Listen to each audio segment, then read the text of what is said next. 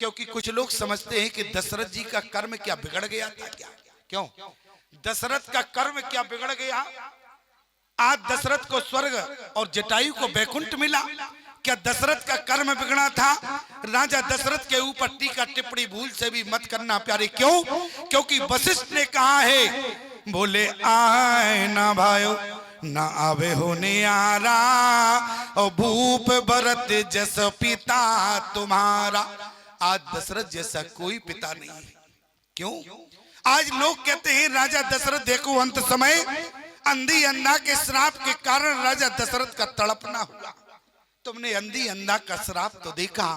राजा दशरथ ने भी यही कहा। कौशल्या की गोद में पड़े थे। राजा दशरथ ने कहा कि कौशल्या, आज जगत का हर प्राणी यही कहेगा कि अंधी अंधा के श्राप के कारण राजा दशरथ की ये दशा है।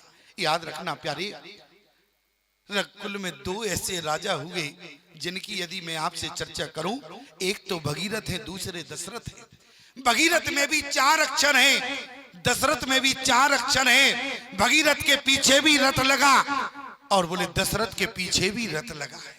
और भगीरथ को रचने के बाद ब्रह्मा ने अपने आप को बड़ा नहीं माना और बोले दशरथ को रचने के बाद बोले जी नहीं भी रची बड़े, अरे भाइयों विधाता, मैं माँ अवधे राम पितु माता।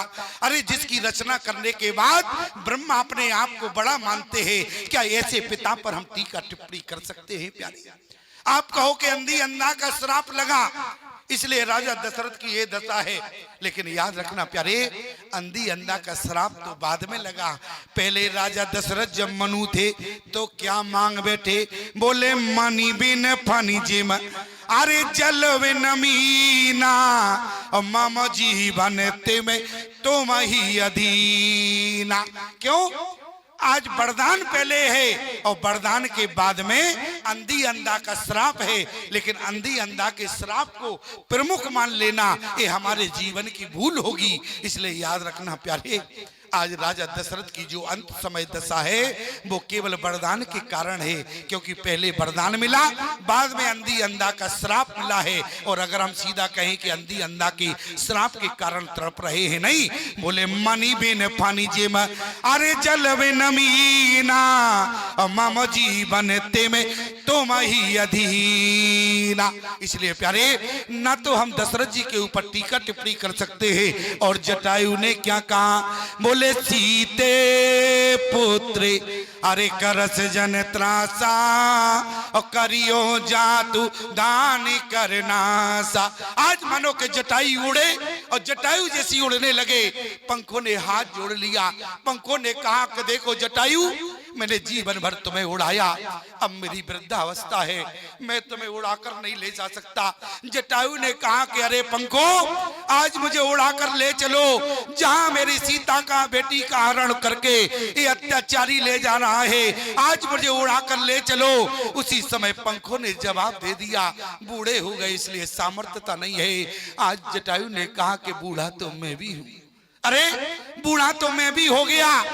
जटायु से उसी समय पंखों ने कहा, पंखों कहने लगे देखो जटायु, मैंने जीवन भर तुम्हें उड़ाया, तुम्हें उचित भोजन तक ले जाता था, तुम्हें सरोवर तक ले जाता था, लेकिन जटायु ने कहा कि देखो, जिस समय तुम भोजन तक ले जाते थे मैं भोजन पाता था, मुझे संतुष्टि मिलती थी, तुम्हें फुर्ती मिलती थी, लेकिन आज तुमने जीवन भर मेरा साथ दिया पंखो।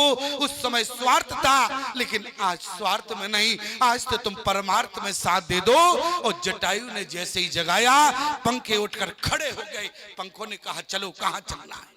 पंखे उठकर खड़े हो गए और जटायु को ले गए। बोले धावा क्रोध, अरे बंदे खग कैसे, और छूटे पवि पर्वत कहो जैसे। आज जटायु और पड़े, और जैसे जटायु उड़े प्यारे, क्या हुआ? बोले ब्रह्मा जी आ गए। और जैसे ब्रह्मा जी आए, जटायु ने कहा तुम कौन हो? 4 मुख वाले बूढ़े बहुत दिख रहे हो, उन्होंने कहा कि हम ब्रह्मा जी हैं। अच्छा तुम आए किस लिए हो? उसी समय ब्रह्मा जी ने कहा संविधान हमने लिखा है फेल हो जाएगा। बोले क्यों? बोले तुम्हारी चोंच इतनी पैनी है, कहीं तुमने एक ही रावण के ब्रेन में मार दी और ब्रेन हेवरेज हो गया तो क्या होगा? बोले रावण कोमा में चला जाएगा और मैंने लिखा है रावण की मृत्यु राम के हाथों, और पता चला तुम्हें निपटा दोगे तो क्या करें? बोले एक काम करना। बोले क्या? बोले चोंच का प्रहार तो करना लेकिन सिर में मत मारना। जटायु ने कहा कहां मारे?